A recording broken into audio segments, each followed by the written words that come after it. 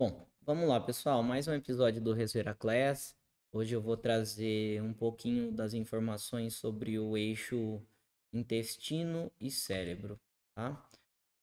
O que nós vamos falar hoje sobre o eixo intestino-cérebro é que já é sabido, né, que o cérebro tem uma comunicação intensa com o intestino e que isso acontece de maneira bidirecional, ou seja, o cérebro produz efeitos no intestino e o intestino, né, através da alimentação e da expressão dos metabólitos, né, das células intestinais, produz efeitos no cérebro, tá?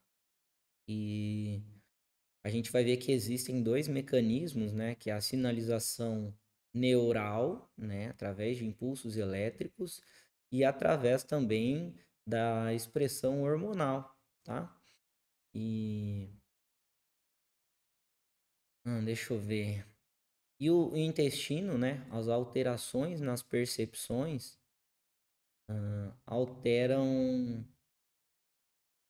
a nossa tomada de decisão. Então, tipo, o que a gente come é capaz de produzir efeitos tão grandes no nosso cérebro, né?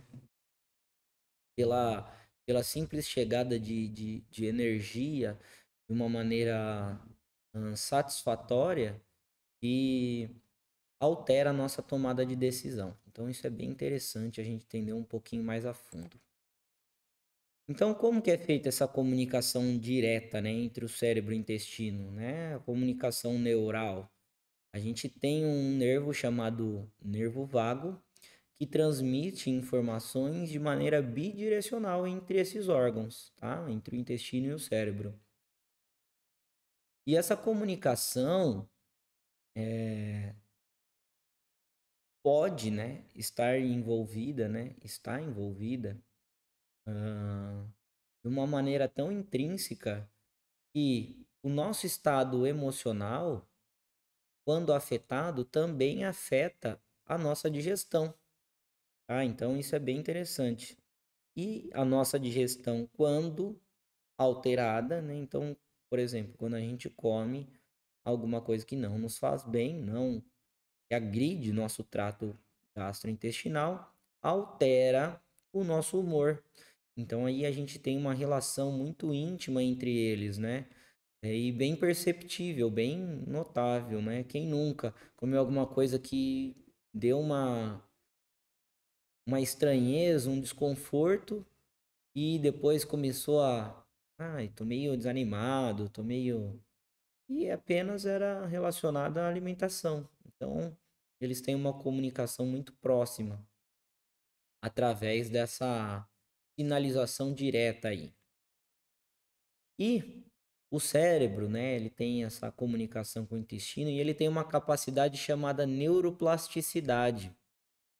Então, somada à sensação de, de se alimentar, os prazeres da comida, né, o cérebro consegue ah, atribuir significado, né, alguns alimentos em específico, né, que são da preferência da pessoa ou das aversões da pessoa. Então, tipo, eu sempre que eu como ovo, eu lembro da minha infância que a minha avó me obrigava a comer ovo e eu odeio ovo, né? Então, tipo, o cérebro consegue criar esses links, né? Atribuir nojo, atribuir um valor negativo, digamos assim, a um alimento e aprender com esse tipo de situação. Então, relacionar alimentos a emoções e é uma capacidade nossa, né, de aprender estímulos sensoriais provocam sensações emocionais, né, diferentes. Então, isso altera nas nossas escolhas, né?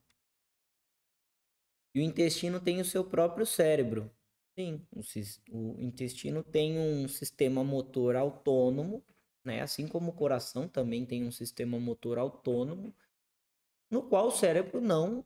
não pode falar pro intestino, ó, vamos parar com essa peristalse aí, porque a gente tá muito assim ou muito assado. Não, o cérebro não dá ordens no intestino, assim como a gente não pode, né, conscientemente falar, coração, para de bater, né? Ele não vai parar. O cérebro não tem essa autonomia nesses órgãos, né? Eles têm um sistema motor, uma que coordena essa contração de maneira autônoma. Porém, esses movimentos produzidos pelo intestino que vão empurrar o alimento da até a excreção, né, até a formação do bolo fecal e a excreção, eles são movimentos coordenados de maneira involuntária, ou seja, pelo próprio sistema neuromotor do intestino, mas podem ser regulados pela sinalização hormonal. Então, as catecolaminas, né, os hormônios das suprarrenais ou das adrenais, como preferirem, eles têm ah, função na regulação desses movimentos. E digo um pouco mais, né? Esses movimentos acontecem em pulsos, então são pulsos ao longo do dia, que também ajudam, que também são de uma maneira regulados pelo sono, né? Então a importância de uma boa noite de sono. E acontecem em média 3 pulsos, 3 ondas desses movimentos por dia, né? Então a pessoa que tem até 3 defecações no dia pode ser considerado normal, né? Porque acontecem principalmente 3 ondas de movimentos peristálticos aí no intestino por dia. E como estabelecer uma boa relação com a comida, né? O principal é uma mudança no padrão de se alimentar de maneira gradual, tá? Quando a gente faz isso, a gente consegue ter uma adesão muito maior, né? Um processo menos traumático, um processo ah, bem adaptativo, onde a pessoa não sofre tanto e, por consequência, ela consegue manter mais tempo. E o ideal é que seja feito pelo resto da vida, né? Um padrão alimentar de qualidade. E as dificuldades nessas mudanças devem ser respeitadas e muitas das vezes, né, um tratamento farmacológico por um psiquiatra, por exemplo, não é o suficiente, tá? Então, às vezes é importante ter um psicólogo para ver uma ressignificação do que uma refeição ou um alimento em específico tem para uma pessoa, né? E aí entra aquela teoria cognitivo-comportamental da psicologia, né? Que pode ser bem relevante nesse momento da vida da pessoa que busca estabelecer uma nova relação com o alimento ou com a refeição, né?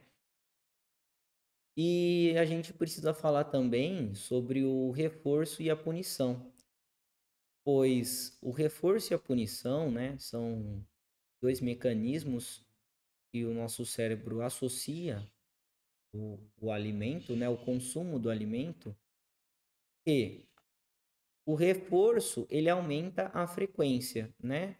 E a punição diminui a frequência. Então, tipo, quando consumimos um alimento e o efeito desse alimento é positivo, né? Ou deixa de ser aversivo, a gente tende a aumentar a frequência daquele alimento. Então, consumimos chocolate, produziu uma boa sensação. Ok, é um reforço positivo, certo? É um reforço positivo, aumenta a nossa chance de consumir novamente. Consumimos café. Sempre que eu consumo café, eu tenho queimação, tenho um desconforto estomacal. Ok, isso é uma punição positiva. Consumir café traz um desconforto. A sua chance de consumir café vai diminuir. Mas se eu tirar esse desconforto, então consumi café, mas não tive queimação, aí a gente vai ter o chamado reforço negativo, que é a eliminação do, do agente aversivo, né? Que era a queimação. Retirou a queimação, a gente tem um reforço negativo. E a punição negativa eu sem é basicamente o inverso, tá? A gente vai colocar uma alguma coisa para alterar essa frequência aí. Então, esse é o vídeo de hoje. Se você gostou desse formato de conteúdo, deixa o seu like, se inscreve no canal, comenta aí para eu estar sabendo se a profundidade do assunto está boa, se não está, se vocês querem algo mais específico. E compartilha o vídeo com quem você achar que se interessa por esse tipo de conteúdo, né? Eu venho trazer agora uma espécie de suporte, de apoio para quem estiver assistindo o podcast e tiver com alguma dificuldade de entender os conceitos aí, que às vezes a gente acaba entrando em conversas com nutricionistas, com médicos, com fisioterapeutas que são da área da saúde e a gente sabe que não é todo mundo que assiste o canal que é da área da saúde, que traz consigo esses conceitos. Então, é para fazer uma espécie de bíblia, de dicionário, algo bem preciso, né? E, e o somado desses capítulos aí, a gente consiga fazer com que todos compreendam os assuntos que estão sendo tratados, tá? Então, eu acho que de hoje é só e eu trago mais vídeos ainda essa semana. Valeu!